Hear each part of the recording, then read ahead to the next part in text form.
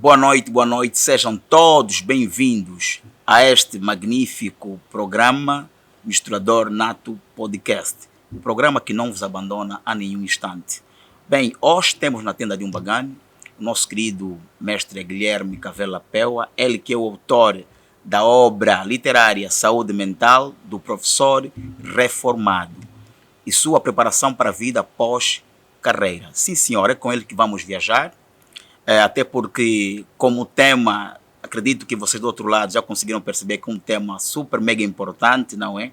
E de lembrar-vos que já tivemos cá no nosso magnífico programa anteriormente, onde falamos da primeira edição. Como podem ver, esta aqui é a primeira edição. E hoje vamos viajar relatando sobre a segunda edição.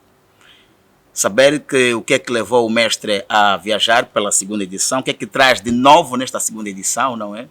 E fiquem ligados. E aqueles que não estão inscritos no canal, aproveitem o momento, inscrevam-se ao canal e ativem o sininho das notificações.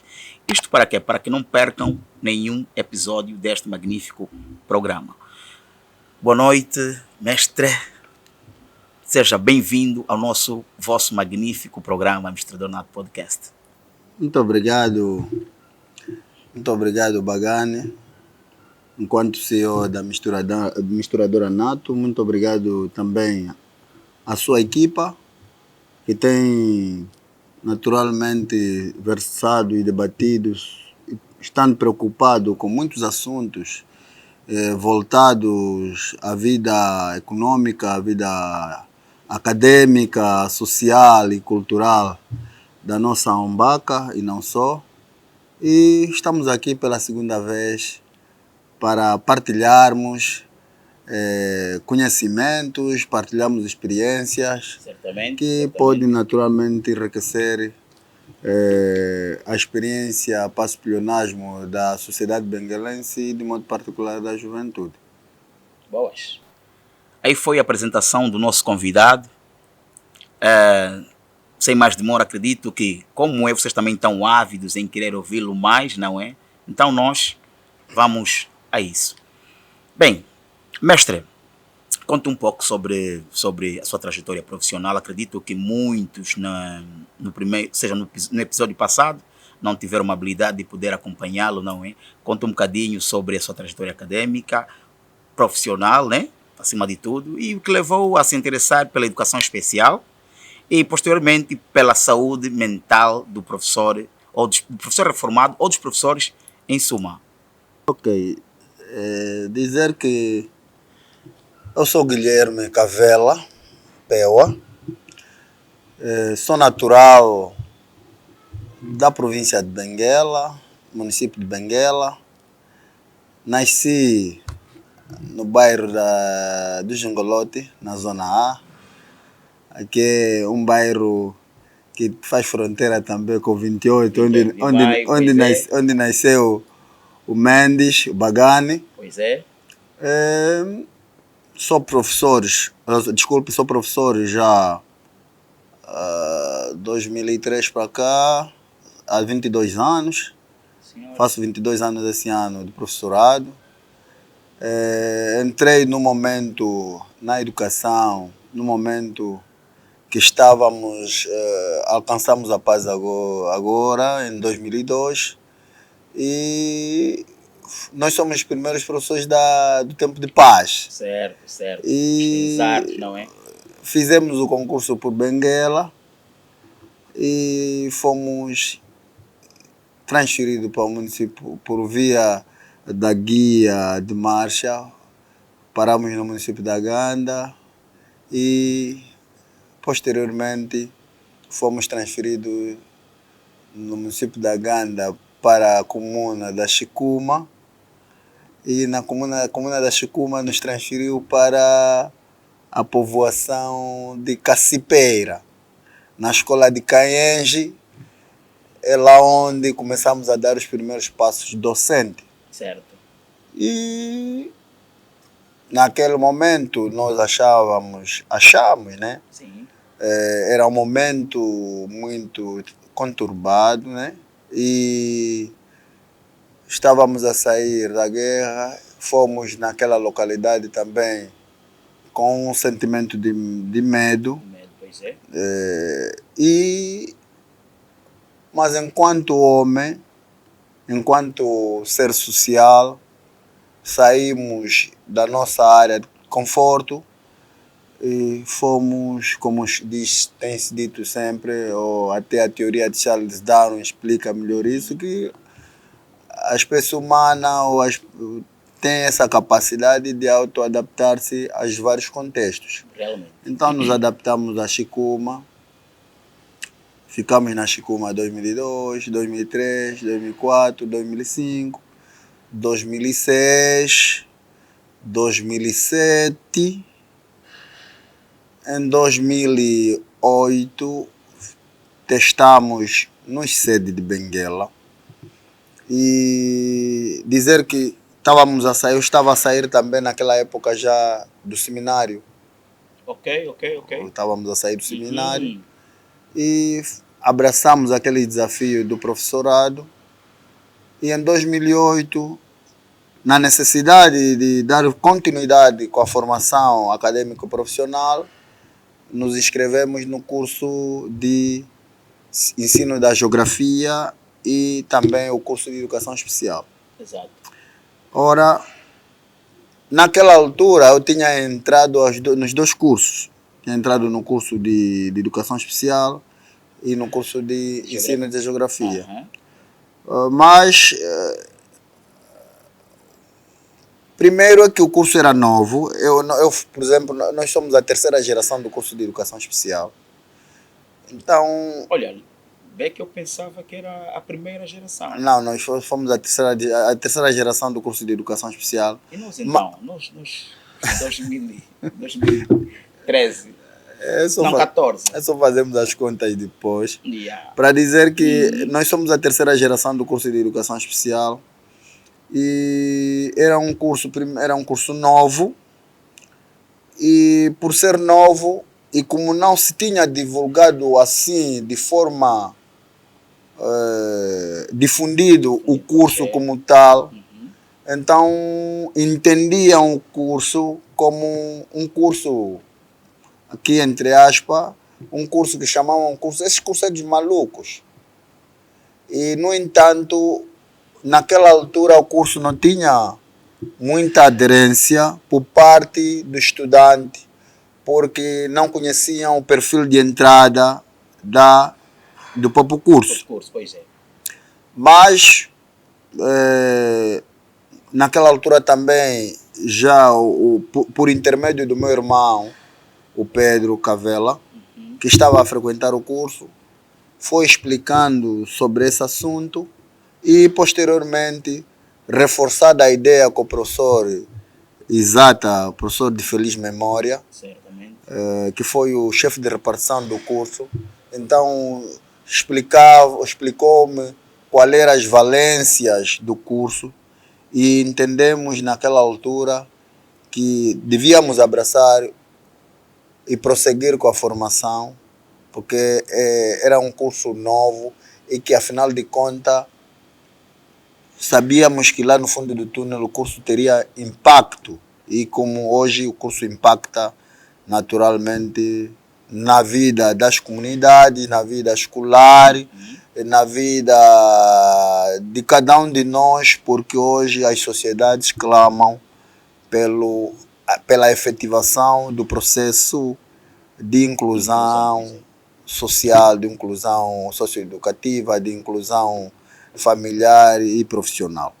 Então fizemos o curso em 2008, entramos e, graças a Deus, estávamos na comuna da Chikuma, e devo aqui ressaltar duas pessoas fundamentais que contribuíram para a prossecução do nosso curso. Três. Primeira pessoa, agradecer na primeira instância a pessoa do Dr. Abel Ferreira, que naquela altura foi o diretor municipal da educação lá na Ganda. Agradecer também o meu coordenador escolar, que era o professor Daniel Rafael, que era o coordenador escolar lá da povoação da Cacipera. E também agradecer o Dr. Luciano Naenda, David Luciano Naenda, naquela altura que foi o chefe dos recursos humanos da Direção Municipal da Educação, que tão logo que fiz o pedido que tinha sido admitido, não pouparam esforço em nos liberar para dar essa continuidade. E também essa nuance que eles nos deram, é porque também lá onde nós estávamos demonstramos algum comportamento que fez com que eles aceitassem o nosso prosseguimento da formação. E com o compromisso de que quando terminássemos o plano curricular, regressaríamos a Ganda para dar o contributo para o desenvolvimento da educação naquela localidade. Entretanto, em 2011, terminamos o plano curricular, voltamos, e como o Dr. Abel Ferreira, enquanto diretor municipal da educação, naquela altura, em função do número de quadros que naquela altura estavam a frequentar o ensino superior e que eram quadros do município da Ganda, então ele já estava a desenhar um projeto piloto no sentido de abrir o curso do magistério primário na Ganda. Então, com esse número de quadro, em 2011, esse projeto arrancou da abertura do curso do curso do magistério. Então, quando terminamos, eu já não fui mais para Chicuma. Então, fomos os professores que demos o pontapé de saída para o magistério primário da Ganda. Então, como também no plano curricular do magistério primário da Ganda, tinha a cadeira de psicologia das necessidades educativas especiais, então eu passei naquela altura a ser o coordenador da cadeira de psicologia das necessidades educativas especiais. E em 2013 saio da Ganda, por um destacamento, sou destacado no município da Bahia, no Instituto Médio de Ciências Policiais, comandante Santana Pita Petrov. Trabalhei ali 2013 até 2019. Findo o meu destacamento, me apresentei na Direção Municipal da Educação em Benguela, fui para uma escola, a 1006, numa escola do ensino primário na Caloçombequa. Trabalhei naquela altura acho que uns 6 meses. Depois fui nomeado para a Direção Municipal da Educação para trabalhar como chefe de secção para a ciência, tecnologia e inovação da Direção Municipal da Educação. Trabalhei lá 2020 até 2023. Então, fomos desenvolvendo muitos projetos que têm a ver com a ciência, com a inovação, com a tecnologia.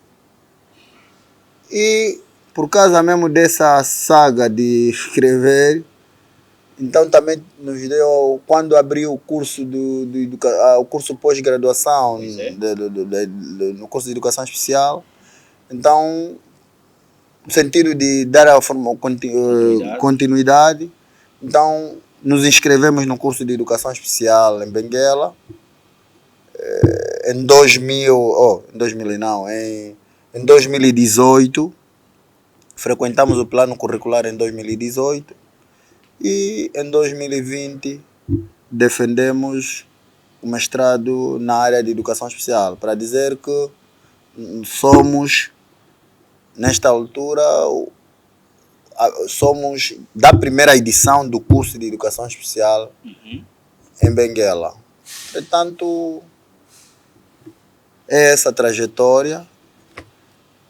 E tão logo que terminei a formação, e por sinal, lá no mestrado, em função de várias unidades curriculares que eram ministradas, então nos interessamos com a cadeira ligada à saúde mental no contexto educativo. Então é nesse prisma que, quando comecei a desenhar o meu projeto para escrever a dissertação, então falei sobre a saúde mental. É um tema que foi muito incentivado e também reforçado e sugerido pelo professor Celso David, um grande, que eu tenho dito, é o nosso mentor. E com ele consegui fazer insights que permitiu hoje a feitura da primeira edição. Então, este livro é parte dos excertos dos artigos científicos e da dissertação que depois deu essa obra acadêmico-científica, e que em 2021 demos o primeiro parto, digamos assim, o primeiro filho na ciência, e de lá para cá fomos investigando, e porque afinal de contas a ciência é sempre um campo aberto. Certamente. Onde o bagane para, então pode ser o ponto de partida para outra investigação. Sim mesmo. Entretanto, quando lançamos o livro, então eu pedi, no livro mesmo tem lá alguns excertos que diz que seria bom que a comunidade leitora fizesse uma crítica construtiva, uma crítica reflexiva, construtiva, no sentido de melhorarmos o mesmo livro. Então, por quê? Porque a minha forma de escrever e de analisar a obra, então varia. Então, os outros também encaram no outro prisma. Certamente. Então, essas críticas permitiram que aglutinássemos todas essas ideias, essas críticas dos outros, e com as palestras, com as mesas redondas, com os colóquios que fomos dando, então fomos recebendo muitos outros subsídios que permitiram aglutinar nesta segunda edição. Certamente. E já agora, para dizer o que é que de novo trouxe. Falaremos. Muito obrigado. Falaremos. Bem, eu devo cá realçar quanto à trajetória do mestre. É uma trajetória linda. Parabéns mesmo. E é uma grande verdade que essa trajetória impacta vidas hoje. E não sei se bagano posso também dizer que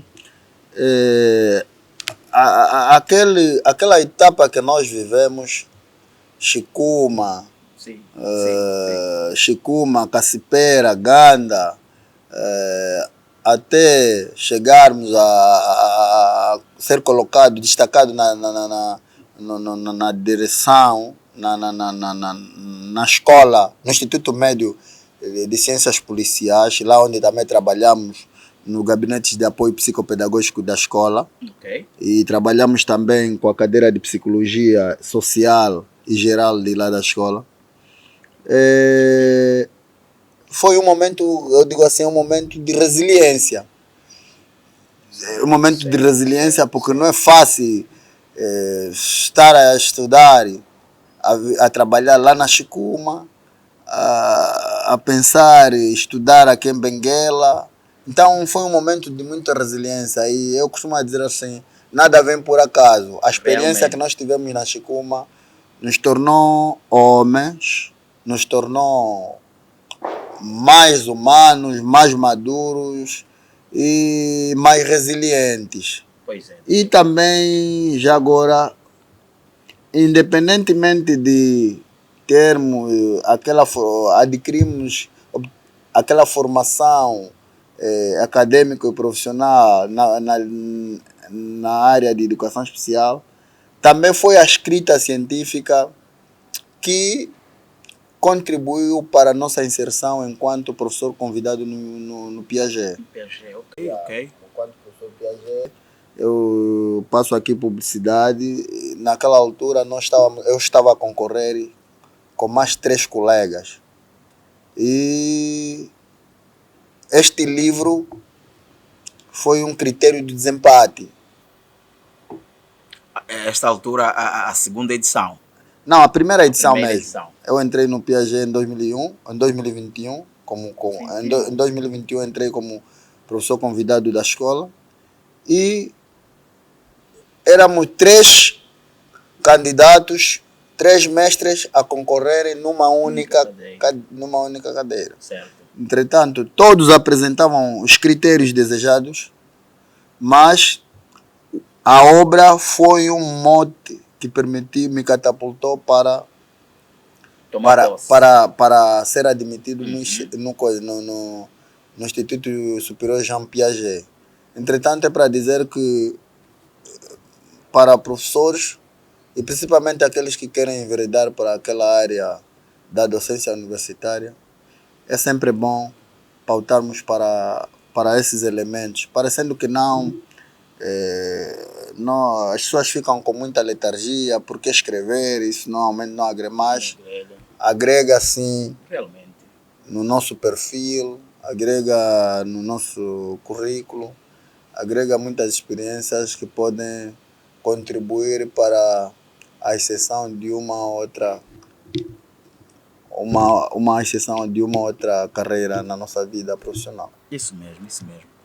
Bem, na verdade nós estamos todos de parabéns pela figura que te tornaste, por essa trajetória maravilhosa, apesar de vários empecilhos, mas é aquilo que disse muito bem, a resiliência falou mais alto e hoje é gratidão, só agradecer. Mestre, nós na primeira edição do livro, desta primeira edição, não é? O mestre abordava sobre a saúde mental dos professores reformados. Fica aqui uma curiosidade, o que levou a lançar a segunda edição. Falou um bocadinho, mas agora acho que é o momento de decorrer o suficiente sobre a questão. Ok. Quando se fala de saúde mental, as pessoas acopulam sempre a saúde mental na perspectiva médica. Mas a saúde mental não cinge necessariamente com a perspectiva médica. A saúde mental é um conjunto de condições, tanto do ponto de vista físico, do ponto de vista psicológico, do ponto de vista emocional, até do ponto de vista financeiro. Então, é só para dizer aqui, rapidamente, nós estamos aqui, mas quando eu não consigo às vezes levar um pão em casa, parecendo que não, enquanto provedor da família, isso cria uma instabilidade. E essa instabilidade mexe com o psicológico. Realmente. Entretanto, temos que encarar a saúde mental nessa perspectiva. E nesta altura, quando estamos a falar da saúde mental do reformado, estamos a querer dizer que o reformado, ou seja, o professor, ingressa à educação, fica todo o tempo, todos esses 35 anos de trabalho, que diz a Lei Geral do Trabalho, né? Pois é. Mas vai chegar também aquele momento que nós vamos fazer uma desvinculação com a entidade patronal. Correto. E essa desvinculação com a entidade patronal vai fazer com que o indivíduo vá a casa, já não tem aquele compromisso de acordar cedo, de cumprir horários. Então, quando nós rompemos, então, ali, esse rompimento vai acontecer tarde ou cedo. E, ao acontecer, é fundamental que o funcionário esteja preparado. Esteja preparado do ponto de vista psicológico, esteja preparado do ponto de vista emocional, esteja preparado também do ponto de vista volitivo, de vontade de ir para a reforma. Esteja preparado também do ponto de vista, assim, já, independentemente de que alguns dizem assim, nunca temos dinheiro, mas se tivéssemos preparado também do ponto de vista financeiro, seria melhor. Porque a reforma laboral, enquanto essa desvinculação com a entidade patronal, é um momento em que o funcionário terá a liberdade de fazer outras coisas que se provavelmente ao longo da sua trajetória profissional não lhe foi possível. Só que, o que acontece na perspectiva e em função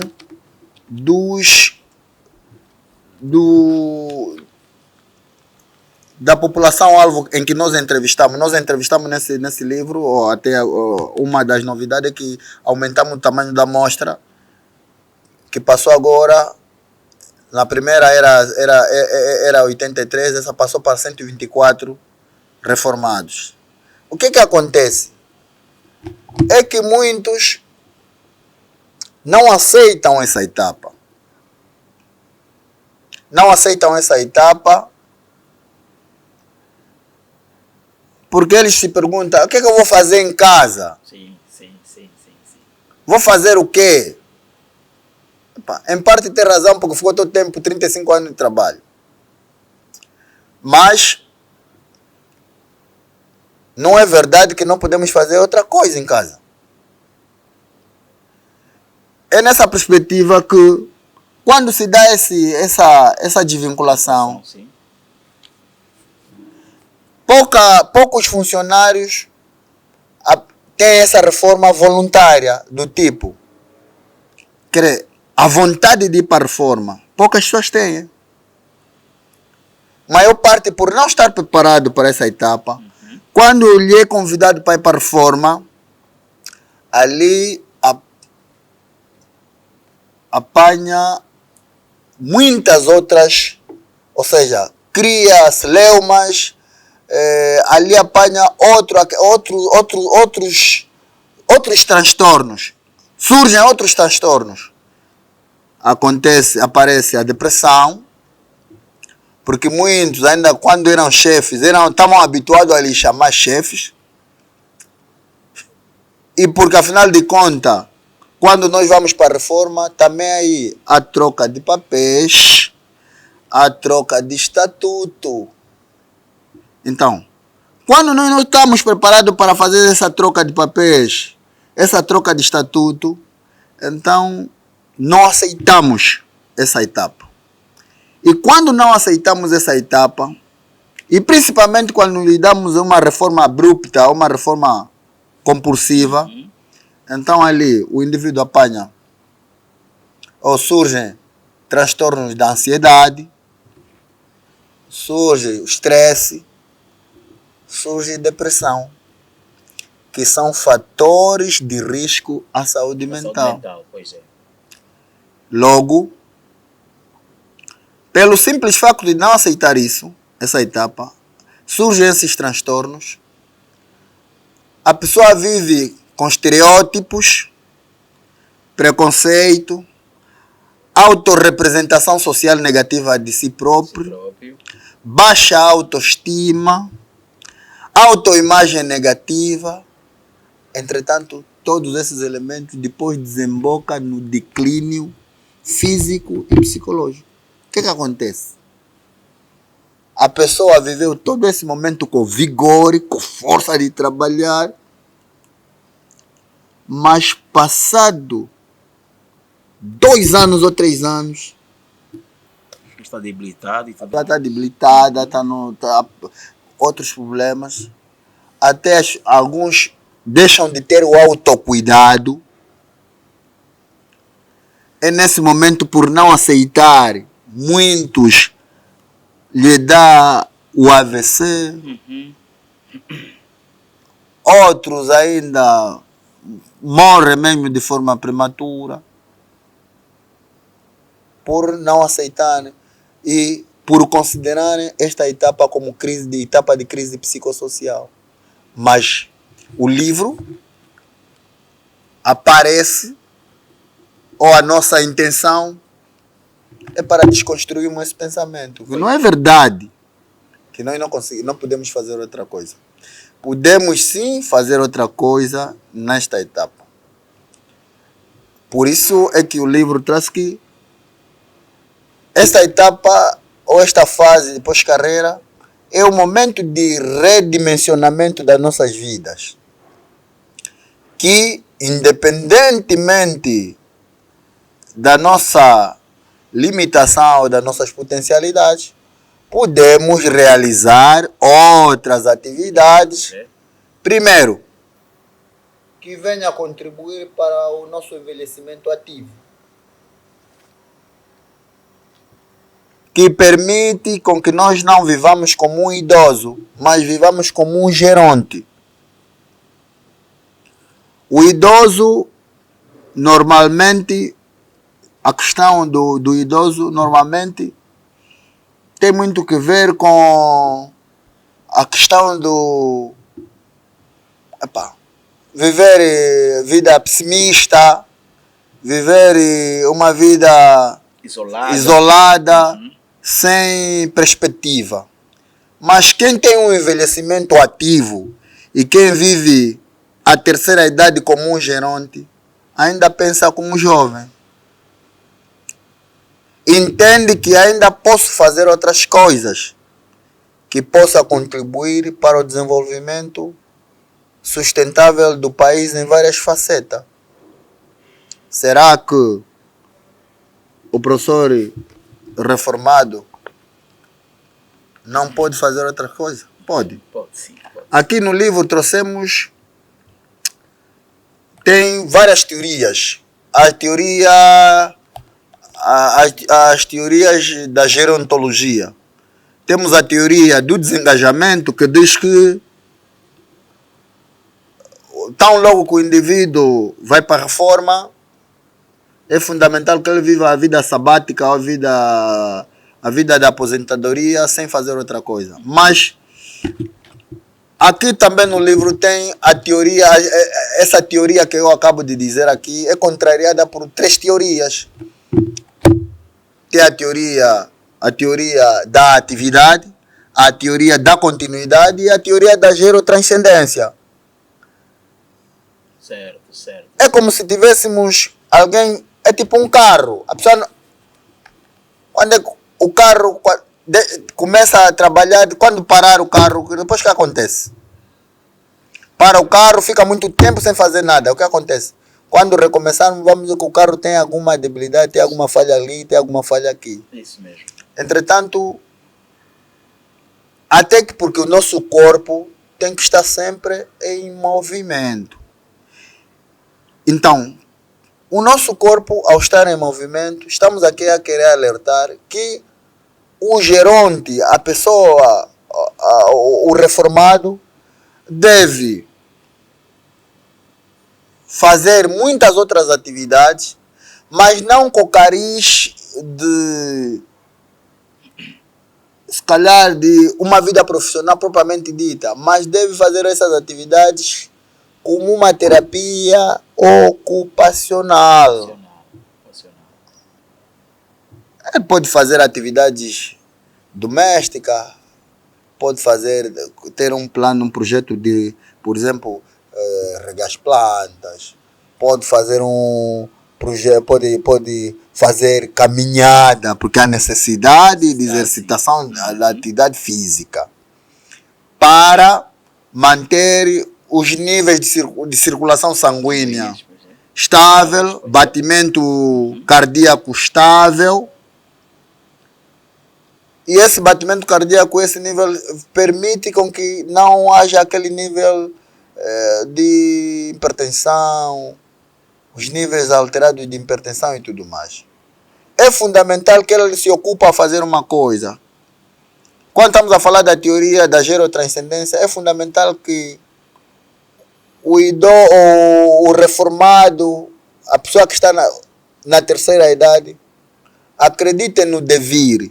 Acredita que existe um ser. Quando nós acreditamos que existe um ser além de nós, então quando nós estamos a envelhecer e acreditamos que existe Deus conosco, não temos medo de morrer. Realmente não. Não temos medo de morrer.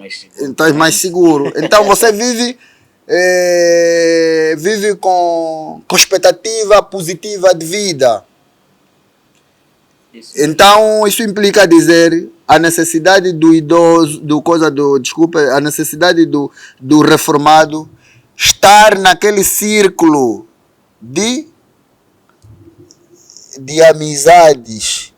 Por quê? Porque ele vai deixar de estar no círculo de amizade profissional lá na escola. Então tem que adotar outros grupos onde ele fica. Para quê? Para trocar experiência. Para ainda colocar o seu pensamento em prática. Ser utilizável o seu pensamento. E para também fortalecer os laços de interação social e da amizade. Por quê? Porque e acontece muito as famílias de ninho vazio. As famílias de ninho vazio são aquelas famílias que o casal namorou, viveu, nasceu os filhos, depois os filhos foram. Ok. Casaram também. Depois ficam só os dois em casa. Ainda se ficarem os dois, vão trocando uma outra impressão, vão brincando, vão contando experiência amorosa, não sei. Mas agora quem fica só? E sabe que o isolamento, o distanciamento, a solidão mata. E como mata? Então, para que o reformado não esteja isolado, é fundamental que encontre outros grupos de interação na igreja, se calhar nos partidos políticos, na comunidade, para fazer gestão também daquele tempo que fica ali, porque ele depois acaba por ficar com muito tempo, sem ocupar esse tempo, e muitos, por entenderem que tem muito tempo, depois não aceitam essa realidade, porque se consideram caduco e discriminados ou atos desvalorizados, começam a pautar por comportamentos disruptivos. Quais são esses comportamentos disruptivos? Os comportamentos disruptivos que eles adotam é uma vida rotineira. Saiu de casa, mata bichó, vai na cantina, bebeu o seu vinho, ficou um pouco embriagado, vai para casa comer, depois volta de novo na cantina. Então aquela fica uma vida com este comportamento, depois com um total sedentarismo, Depois o que vai acontecer? Vamos enveredar também para o tabagismo. Depois vamos o quê? Ao invés de vivermos um envelhecimento ativo, vamos adquirir outras doenças na terceira idade. E aí acabamos reduzindo o nosso tempo de vida. Pois é. Então, sedentarismo, mais consumo de coisa de droga, no caso cigarro e álcool. Sim. Então, vamos ingerindo muita coisa, vamos comendo muita coisa e não vamos libertando essas calorias. O que acontece depois? O nível, com a idade, o nível de hipertensão começa a subir, o nível de açúcar também começa a subir, mais sedentarismo. Então nós acabamos por ter por adquirir várias doenças. É ali onde aparece a osteoporose, aparece a obesidade, aparece o açúcar, aparece o índice elevado de glicemia. Uhum. Então, incorremos para uma vida para várias doenças. E essas doenças nos levam a morte facilmente. Uhum. E o estudo que nós fizemos aqui, vemos naturalmente uma comparação, uma diferença abismal em termos de tempo de vida entre as mulheres e os homens. Porque, se der conta, as mulheres vão para a reforma, mas continuam sempre a fazer trabalho.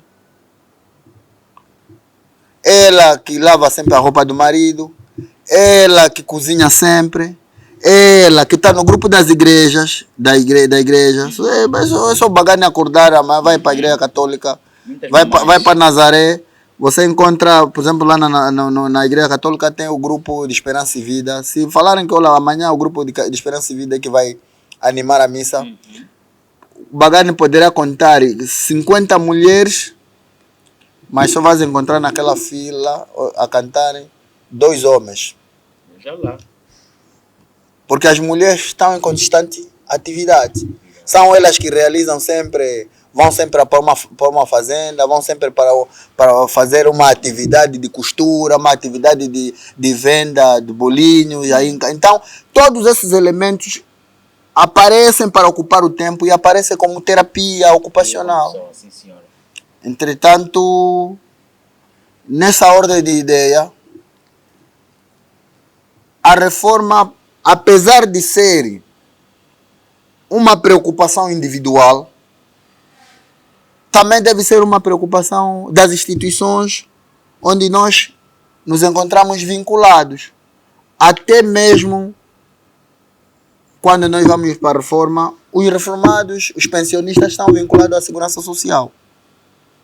Ora, passamos todo esse tempo, mas os recursos humanos ou a instituição em si aborda N questões ligadas ao aperfeiçoamento da nossa capacidade, da nossa atividade profissional, mas dificilmente se fala sobre esse aspecto ligado à preparação da vida pós-carreira. Pois é. Então, isso deve ser também uma constante, deve ser uma preocupação por parte das instituições. E nós falamos da saúde mental do reformado no Ministério da Educação, é no sentido de limitarmos o nosso foco da abordagem. Sim. Mas se o Bagani olhar em si, essa abordagem é transversal a várias instituições. É transversal às instituições, tanto para os profissionais da saúde, para os profissionais da educação, para os profissionais, para os bancários, para todos, para o Ministério do Interior, para o Ministério da Defesa, é extensivo para todos. Certamente. Então é uma abordagem multi e interdisciplinar. Entretanto, as instituições, é verdade que nós enquanto investigador nesta área, é chamar a atenção de que a reforma, temos que preparar a reforma. Temos que perceber que nós vamos trabalhar durante um determinado tempo no cumprimento do dever e principalmente do Estado, representado por uma entidade patrocinada do Estado ou do privado, em representação de uma entidade patronal. Okay. Mas um dia nós vamos ter que deixar. E ao deixar, temos que nos preparar que temos que fazer outra coisa fora disso.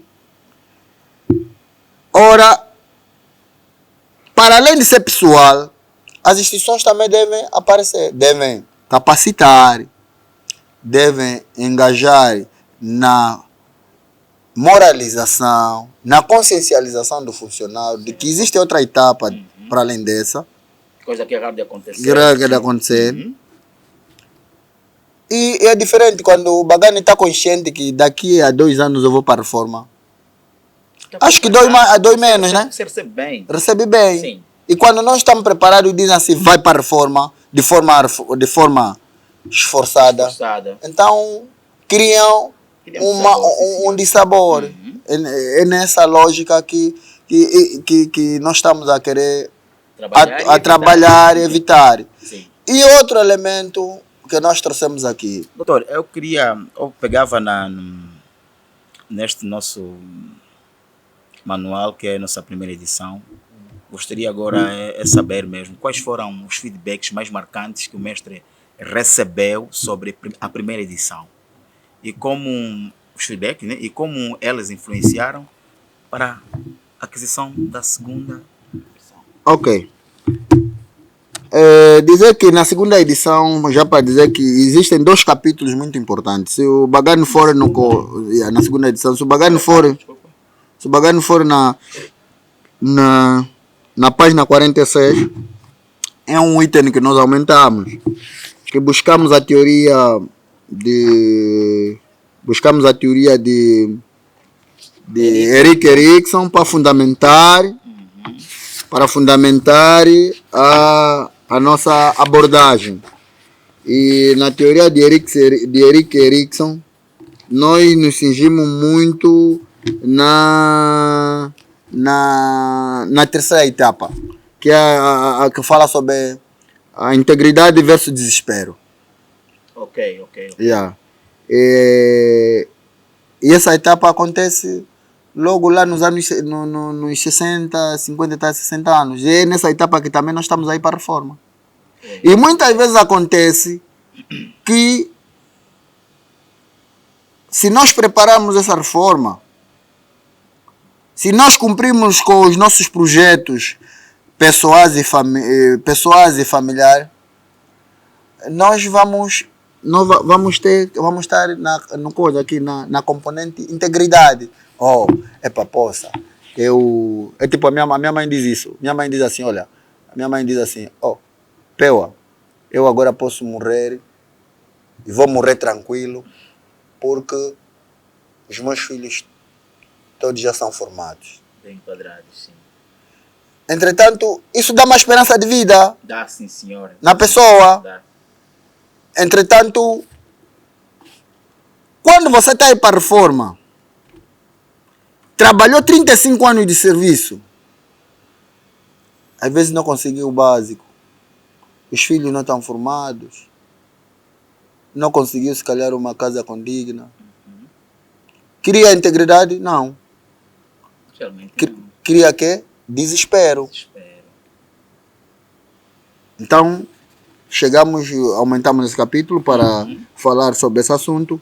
E também, no capítulo 80, na página 80,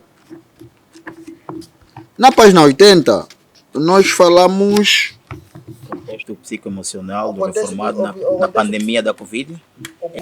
Sim, o contexto psicoemocional da Covid.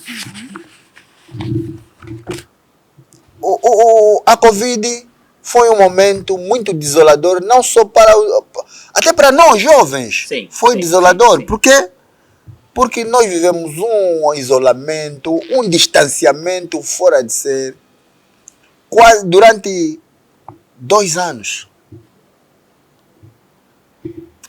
E se nós, jovens, já tivemos esses problemas, vivemos um enorme tédio,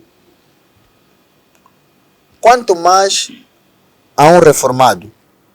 E de modo particular, se esse reformado é aquele de família de ninho vazio, que vive sozinho, fica como? Ele enfrentou muita depressão, enfrentou muito estresse, enfrentou muita solidão. Acredito eu que o Departamento de Saúde Mental, acho que a nível da província de Benguela, e de modo particular os serviços de segurança social, deviam também abordar aspectos nessa vertente. No sentido de fazer quê? No sentido de falar com os reformados. No sentido deles ter que fazer um ajustamento psicossocial para que eles tenham uma estabilidade psicoemocional. Certamente. Afinal de contas, se nós recorrermos na Lei 7/15, que é a Lei da Proteção Social, num dos seus fundamentos, diz que a segurança social tem que funciona como uma asseguradora. E nós sabemos o conceito de seguradora. Sim, sim. A seguradora é alguém que serve como alguém que nos assegura do ponto de vista não só financeiro, do ponto de vista na outra perspectiva. Mas só que nós temos notado que a segurança social tem mais tem o caráter da segurança social, tem mais um caráter mais não tem um caráter muito intervencionista. Realmente. Tem um caráter muito mais na distribuição da renda, na distribuição da pensão. Não tem esse caráter de intervenção. Deixa que lhe dizer aqui muito rapidamente. A minha mãe está incomodada. E a segurança social foi para a casa fazer a prova de vida. E que eu também já reprovo. Assim, nesse trabalho eu reprovo que quando estamos a falar de prova de vida, estamos a querer dizer o quê? A duvidar que a pessoa existe ou não existe. Pelo facto da pessoa estar na reforma, assim já basta não chegar na instituição, então já automaticamente morreu, né? Acredito que esse é o critério deles. E aconteceu mesmo assim. Foi para a mãe, eles foram para lá, eles levaram um papel e eles nos deixaram também com o recibo que ela tinha feito prova de vida. E o que acontece? Esses dias fomos lá para ver a pensão, não tem pensão nenhuma. Fomos primeira vez, segunda vez, terceira vez. E quando fomos para a segurança social para perceber o que estava a acontecer, eles nos perguntaram: fez prova de vida? Nós dissemos: sim, fez prova de vida, está aqui o documento. Entretanto, a segurança social associa sempre a reforma versus morte, no sentido de que se o indivíduo não se o indivíduo não aparecer para fazer a prova de vida, sim, automaticamente ele corta uma pensão. Mas eu acho que não é a lógica da segurança social. Por quê? A segurança social deveria arranjar outros mecanismos, poder arranjar outros mecanismos de ligar num outro número alternativo para perceber se aquela pessoa não veio por quê. E eles automaticamente cortam a pensão. Mas se esqueceram que naquela idade muitos também têm demência. Sim. Esquecem o dia dele, esquecem os dias dele de aniversário. Então, é nessa perspectiva que nós chamamos a atenção também à segurança social, que tem que ter um caráter mais intervencionista. E mesmo nos dias em que o reformado vai lá para fazer a prova de vida, não deve exigir-se por simplesmente ver se ele está em vida ou não.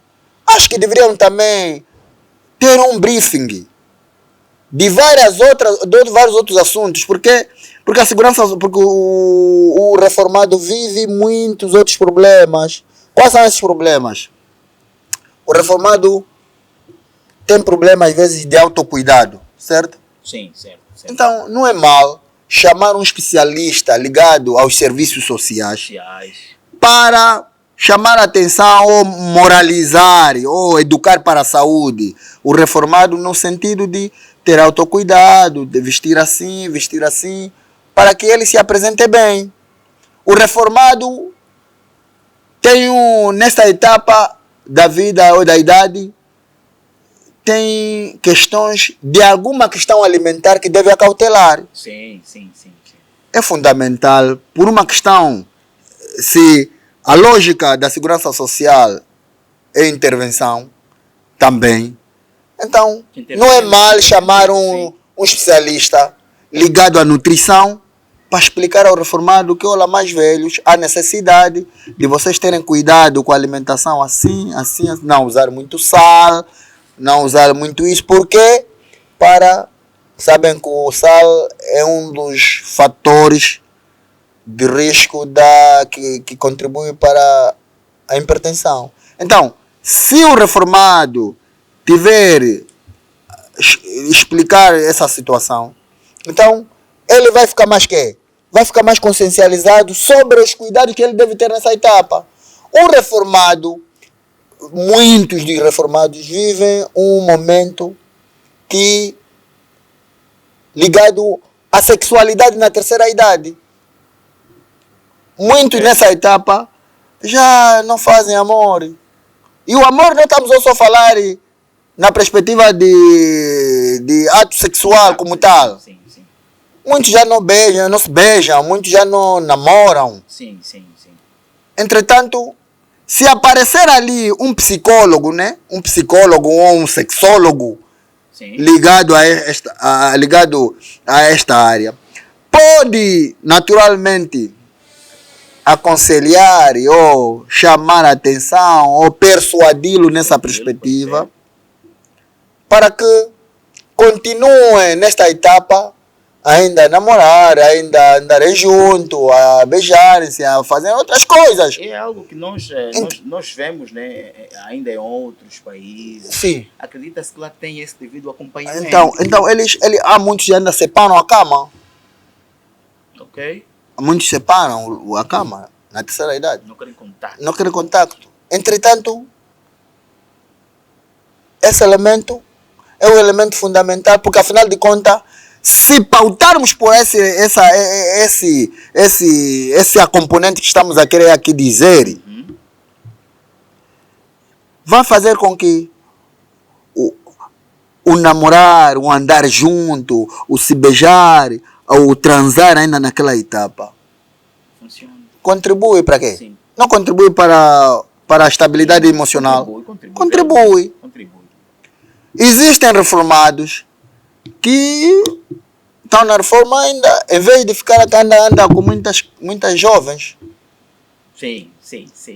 E quando andam com muitas jovens, gasta-se muito dinheiro. E quando, para além de gastar dinheiro, porque sabe que a jovem tem outra ginica. Tem. E ele também quer compatibilidade com essa ginica. Ele sente-se rejuvenescido, O que acontece?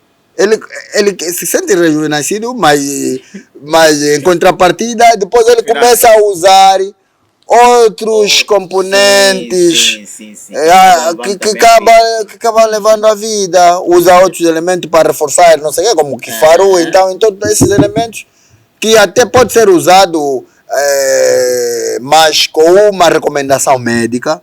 E quando não se usa a recomendação médica, o que acontece? Aquilo é muito forte e nós temos outras doenças comórbidas que depois pode dar outro assunto. Os reformados, muitos deles, não sabem gerir as suas finanças, gastam dinheiro desnecessariamente. Entretanto, se tiver aparecer aí um especialista ligado às finanças, pode educar para educação financeira na terceira idade. Pode muito bem. podem fazer, podemos chamar também a Segurança Social, pode chamar um especialista em desenho de projeto, no sentido dele fazer projeto de quê? De vida após carreira, após empreendedorismo na terceira idade. Ou abrir uma cantina para ocupar o tempo e ganhar um negócio. Ou fazer criação, uma fazenda, cultivar, ou uma coisa parecida que venha ocupar o seu tempo e ele viva ainda útil nessa etapa. Pode chamar também, independentemente de que os recursos financeiros na terceira idade, e principalmente como professor, às vezes custa guardar dinheiro, mas é fundamental que o reformado tenha o conceito de que o lazer, o turismo e a prática de exercícios físicos constituem componentes fundamentais para que ele viva uma vida ativa. Então, o turismo interno, pega, por exemplo, né? Não estamos a dizer que o nosso dinheiro chega para isso, mas de quando em vez fazer um turismo interno, ir para o Lubango, ir para o Ambo, respirar outros ares, ou se calhar mesmo o lazer aqui interno, faz bem. Faz sim. Então, a segurança social pode naturalmente, nas suas atividades ou nas suas efemérides, fazer uma feira de saúde, por exemplo. De tal sorte que os reformados vêm aí, alguns fazer medir a atenção, não sei, e aconselhá-lo, chamar um psicólogo clínico, aconselhá-lo na necessidade de fazer isso ou aquilo, não deixar de fazer isso ou aquilo. Então, esses são os elementos. Os serviços de segurança social podem, nas suas efemérides, por exemplo, caminhada, por exemplo, a alusão ao dia, caminhada em alusão ao dia dos reformados. Não vão fazer uma caminhada longa, podem sair, por exemplo, da rotunda da Cruz Vermelha, por exemplo, acompanhado até a Sé Catedral.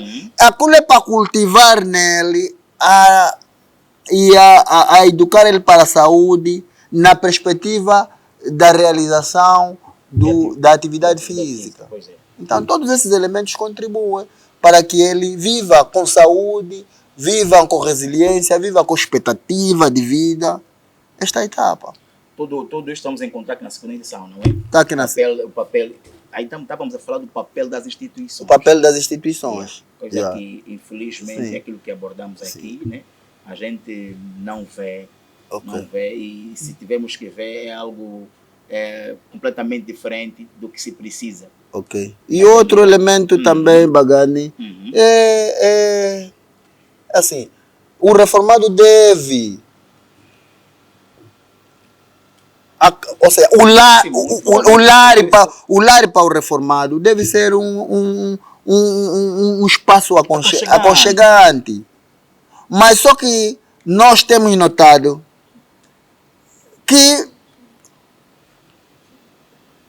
nós, enquanto filhos, em vez de transmitirmos esse afetivo volitivo para que os nossos pais tenham uma vida ativa, uma vida com saúde, nós não temos dado o devido suporte social, afetivo e emocional.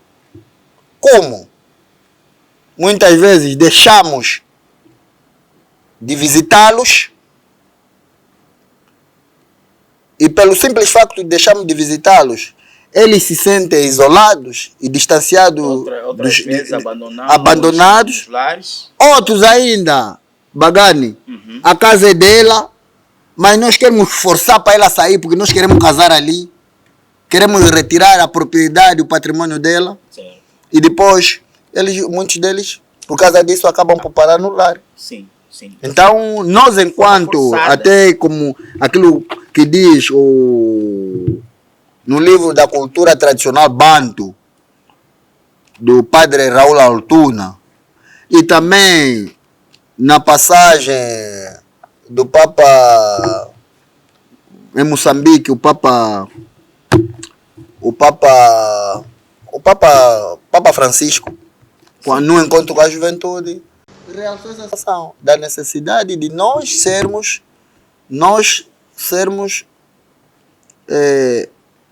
agentes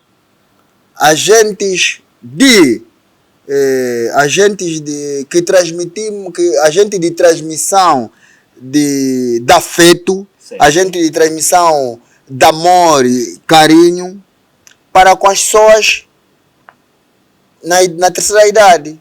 E aqui eu faço aqui, contextualizo aqui, a necessidade de nós, enquanto jovens, enquanto filhos, transmitirmos esse amor, esse carinho, para que o idoso, para que a pessoa reformada ou a pessoa na terceira idade viva com mais saúde. Só que, ao invés de nós sermos elementos fundamentais para a sua saúde física e psicológica, muitas das vezes nós funcionamos ao contrário. E às vezes, uma pessoa que te criou com tanto amor, te fez estudar, te deu alimentação, não te matou, mas quando nós ficamos adultos e dizemos assim, a mãe ou o pai é feiticeiro. Acontece isso. Realmente. Acontece. Então, nós enquanto jovens também temos que refletir, porque a família, enquanto instituição social, deve também dar esse suporte afetivo, esse suporte emocional, para que ele tenha, os nossos pais, os nossos reformados vivam com saúde. A família, a instituição, a segurança social e a entidade patronal deve começar já a trabalhar enquanto a pessoa está no ativo, para que ele esteja consciencializado da necessidade de termos, tão logo ir para uma reforma, termos uma reforma tranquila. Certamente. Bem dito, doutor. Por agora, que conselhos, né, o mestre daria para o professor que está se preparando para a aposentadoria, não é? Especialmente com base nas atualizações desta segunda edição. Aquele que está a se preparar. Já que as instituições não fazem, né? Aproveitando aqui as nossas câmaras, sim, não é? Uhum. Aproveitando as câmaras da misturadora Nato, uhum, dizer que nós, enquanto funcionários, professores, profissionais da saúde, agentes do Ministério do Interior, faz, né, entidades, autoridades, né, e outras figuras, é fundamental desconstruirmos o pensamento de que a reforma é um momento de crise, de que a reforma não se faz nada, é o final de tudo. Não. A reforma surge no sentido de redimensionamento cognitivo, de redimensionamento das nossas atividades, do nosso papel e dos nossos estatutos sociais. Quando nós vamos para a reforma, vamos, na verdade, perder aquele estatuto e aquele papel social que tivemos e, naturalmente, vamos ganhando o outro papel social e outro estatuto social. E que este papel social e estatuto vai permitir que nós realizemos projetos familiares, pessoais e sociais que permitam vivermos com mais vivacidade, com mais vigor, com mais resiliência, com mais expectativa. Eu posso fazer um curso de inglês que não me permitiu quando eu estava nas minhas funções. Uhum. Um exemplo muito prático e exemplo de superação e resiliência foi o antigo governador da província de Luanda. Defendeu o mestrado em gestão e ordenamento do território com 86 anos. Uau! Então, Ele não fez no sentido... Mas ele não fez aquilo, se calhar, para contribuir como tal, mas é para tirar proveito do tempo, Uhum. colocar sempre os neurônios ativos a funcionar Uhum. e também sentir-se satisfeito com um dever, com um sonho que ele tinha. Realmente. Que ele tinha. É isso. Continuarmos a ler, porque afinal de contas, quem lê está sempre acompanhado. Nunca a mesma pessoa. Está sempre acompanhado. Entretanto, vamos fazer outras coisas. Vamos nos inserir nos outros grupos Sim. sociais, nos outros grupos comunitários, nos outros grupos religiosos, nos outros grupos políticos. Para quê? Para ocuparmos nosso tempo, para darmos ainda o nosso contributo com o nosso pensamento, darmos o contributo na comunidade com o nosso pensamento. E, parecendo que não, são poucas coisas, mas impactam positivamente na nossa vida. Vamos ganhando outros amigos, vamos buscando outras redes de amizade, vamos aprendermos uma outra coisa, vamos, sei lá, todos esses elementos vão contribuir para que tenhamos mais vida, vivamos com mais qualidade de vida. Mestre, de uma forma meio que resumida, como os colegas, amigos e familiares podem apoiar os professores nessa fase de transição? Os colegas, amigos, familiares, nessa fase de transição.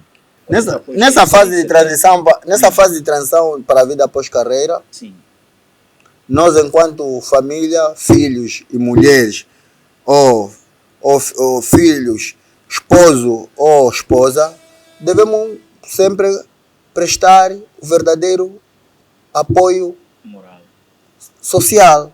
A moral social, sim. Esse suporte social, esse suporte afetivo, esse suporte material também. Sim. Material também. Por quê? Porque de quando às vezes nossos pais às vezes ficam doentes, nós enquanto filhos temos que sacrificar por tudo aquilo que eles fizeram por nós e queremos que eles tenham saúde. Nós temos que aparecer do ponto de vista material, fazer uma intervenção. Tiramos um pouco de nós que temos para agradá-los, para fazermos, se calhar, a consulta de rotina. E a consulta de rotina nesta etapa também é fundamental para controlar sempre a sua saúde. Não só para eles, também como para nós. Não deve ser um momento em vez de ser um espaço de amor, não pode ser mais um espaço de muitos conflitos. Sim. Por isso é que eu também sou apologista na ideia que quem casa tem que casar mesmo fora de casa. Deus faz. Vem só visitar. Porque depois, às vezes, também a nossa dinâmica social, às vezes, impacta negativamente. A nossa dinâmica social e familiar, principalmente, pode impactar negativamente, porque ele tem uma lógica de educação familiar e nós, às vezes, temos outra lógica. Há coisa que às vezes nós vestimos, ou que às vezes as nossas mulheres, às vezes interfere negativamente. E aquilo lhe cria uma situação muito constrangedora. Sim. Nós, mais do que criar constrangimento nesta etapa que venha a afetar o seu emocional, temos que dar todo o afetivo. As instituições também devem ou podem, já agora, no leque de atividades sociais que vão realizando, colocar as abordagens voltadas à preparação para a vida pós-carreira. Isso mesmo. Porque isso faz parte da gestão de recursos humanos. Faz sim, senhora. Bem, você que está do outro lado a nos acompanhar, Venho mais uma vez lembrá-lo que, se não está inscrito no nosso canal, Misturador Nato Podcast, este é o momento ideal. Vá lá, inscreva-se e ativa o sininho das notificações para que não percas nenhum episódio. Nós estamos na tenda de um bagano. Mestre, vamos agora aproveitar um bocadinho mais sobre a mensagem que o mestre pode levar para o pessoal que nos ouve lá para casa, sobre a importância, não é? Sobre a importância de cuidar da saúde mental, especialmente no contexto da educação. De forma resumida, já que estamos meramente com o tempo ao pescoço. Certo? Entretanto, é fundamental que os nossos, no caso, os meus colegas estejam, se estiverem a nos ouvir, né? Estejam preparados de que existem 3 etapas. Existe a etapa em que nós nos formamos, existe a etapa que nós exercemos de forma prática nas instituições aquilo que as competências que nós adquirimos na formação. E depois existe outra etapa, que é a etapa pós-carreira. E que essa etapa pós-carreira deve ser uma etapa que deve ser preparada. Sim. E essa preparação não depende pura e simplesmente das instituições. É intrínseca também a nós. Pois é. Devemos estar consciencializados de que de um dia entramos no ministério e um dia também vamos sair do ministério. E que ao sairmos do ministério não nos achemos pessoas caducas ou pessoas inúteis. Certo. Temos muitas coisas que podemos fazer. Sim. Nós podemos ser consultores lá na reforma. Um bancário pode ser consultor na reforma. Pode explicar no futuro as suas vivências enquanto bancário. Para transmitir, partilhar e reorientar a nova geração. Posso trabalhar como um explicador em minha casa para ocupar o tempo livre. Posso exercer o empreendedorismo. Posso fazer um curso. Então, há muito que se fazer nessa etapa. Então, é esse apelo que nós deixamos mas a necessidade de desconstruir esse pensamento. Que Perfeito. Nós somos reformados, a reforma não é o fim. Mas a reforma é uma nova forma de viver. Sim, o princípio de uma nova vida, né? Nova forma de viver. Pois é. Pessoal, mestre, vamos agora convidar os nossos telespectadores e não só, né? Sobre a aquisição da nossa nova obra, a 2ª edição, né? Onde é que será, a data e tudo mais. Bagane dizer que os livros já estão por Benguela. Ok, parabéns a nós. Já estão por Benguela. Foi também fruto do querer. Foi o fruto do querer. Acho que há um eu interior. Que falou mais alto. Pois é. Relegamos muitas outras. Cortamos muitos outros.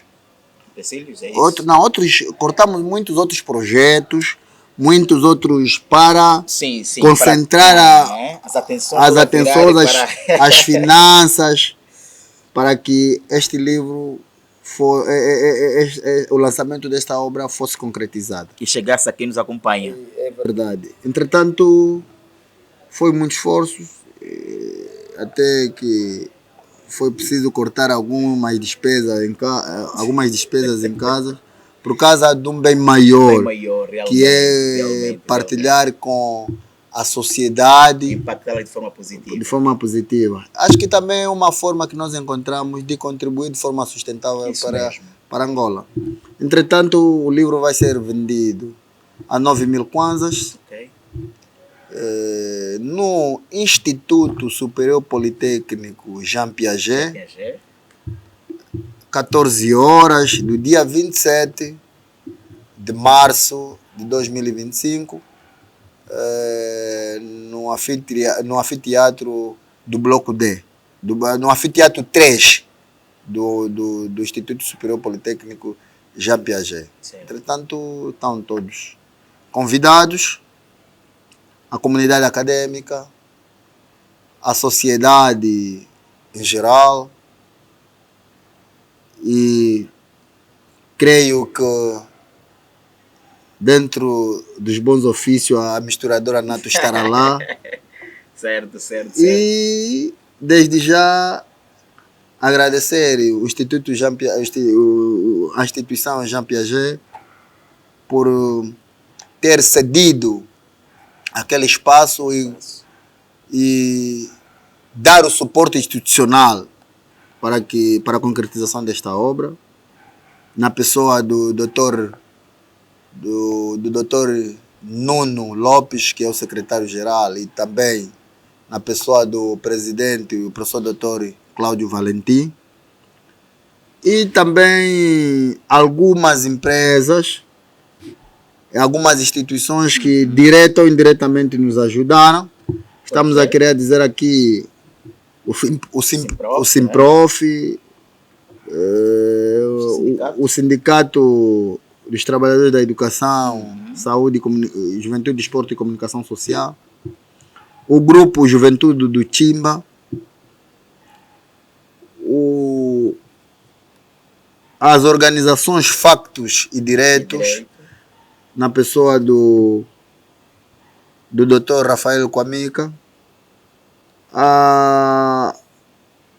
as organizações Yeba Yeba do muito digno Dr. Manuel Catumbela, e também o Gingolote Solidário, Gingolote a Banda, que também deu o seu input para que se concretizasse esta obra, sem esquecer a direção da educação, o Dr. Auxílio Mongo, certamente, que tem sido, na verdade, um irmão para nós. Quem fala também do Dr. Auxílio Mongo, extensivo ao Dr. Alfredo Nolato, um irmão de coração que tem contribuído bastante para que continuemos a trilhar este caminho. A esposa, Jurema Cavela, aos filhos, o Logan, a Cici, a Telma, o Tércio, a Neuza, o Pedro, o Yambi. Então são aqueles que têm nos dado aquele suporte. Quando o pai já está aborrecido, eles tentam sempre meter o lume para que as energias voltem no lugar para continuarmos a marchar. Certamente, mestre. Verdade. Está bem, mestre, está bem. Bem. E sem esquecer também os nossos pais, né? Realmente. Os pais, a mãe Luzia Candeia, e de modo particular hoje que se fala no Dia do Pai, no meu pai, o José Cavela, que certamente, acredito eu, lá onde está, deve estar bastante orgulhoso com esta, não tem como com esta performance que nós estamos a atingir, que foi graças ao esforço, à educação dele, que granjeamos todo esse patamar, que afinal de contas, quando nós estamos a tentar se estabilizar, ele estava a morrer também. Mas agradecemos do fundo do coração. Mas lá onde está, deve estar bem feliz. É verdade, é verdade. Com o nosso trilhar. É verdade. Bem, quanto a nós, Misturador Nato Podcast, devemos agradecer imensamente ao mestre Guilherme Cavela Peua, dizer que, olha, este segundo episódio, contando com as vezes que cá passa, fiquei mais à vontade, tivemos uma conversa, uma entrevista mais... acredito que enriquecemos mais a nossa entrevista, isso foi muito bom. Acredito que o pessoal lá de casa que nos acompanha também conseguiu tirar seus pontos positivos, porque de negativo a gente não vimos, não é? Enquanto decorria a nossa entrevista. Mais uma vez, mestre, parabéns, que tudo dê certo no trilhar da sua caminhada. E, pessoal, mais uma vez eu lembro-vos... Pronto, se calhar é só roubar mais uns minutos. À vontade, mestre. Esqueci uma pessoa muito fundamental, que é o mais novo, a pessoa que me segue, o Pedro Cavela, que é o diretor do Gabinete do Turismo e Juventude, do Turismo e Cultura da província do Kwanza Norte. Ok. Que tem sido também um pilar para mim e tem dado esse suporte. Quem fala do Pedro também fala do Aldiro Indovala, fala do Caingona, que é o vice-presidente do Chimba. Sei lá, são pessoas muito especiais para mim. Certo. Bem, vale lembrar-vos que é já no dia 27, no Piaget, a nossa segunda edição desta magnífica obra Saúde Mental do professor reformado, não é? Após a sua preparação para a vida, é isso mesmo, deixa eu ver se agora que vou errar, né? Saúde Mental do professor reformado, sua preparação para a vida pós-carreira. 9.000 kwanzas está no valor, então no dia 27 a gente quer contar convosco, porque é uma obra que realmente vem para simplesmente impactar vidas, claro, para o lado positivo da mesma. Então, nós contamos convosco, não é? Mestre, mais uma vez, gratidão em nome dessa equipa maravilhosa, não é? E dizer que conosco pode contar sempre. Muito obrigado. Sempre mesmo. Vocês também... Isso começou com um projeto muito assim, embrionário, hoje está a tomar espaço. Continuem com essa força. Na verdade, temos que correr atrás dos nossos propósitos. E é dessa forma que também vocês estão a deixar a vossa marca, enquanto jovens, para a construção dessa bela pátria Angola. Então, ao Bagani e... ao Bagani, Binjoni, o Josimar e tantos outros que compõem o Edilson e a equipa que compõe. E todos os elementos da equipa continuem com essa força, com essa garra. E também nós que estamos lá na BEC, se de quando em vez precisarem os nossos préstimos, podemos fazer alguma coisa para que os vossos projetos deem sempre certo. Gratidão. Muito obrigado. Gratidão. Pessoal, como tenho dito, é sempre um momento doloroso de me despedir de vocês, mas infelizmente o tempo é tão precioso e nós acredito que convosco aproveitamos o máximo por hoje. A gente vai com o dever de 2V, vamos e voltamos. Nós estamos na tenda de um Bagani.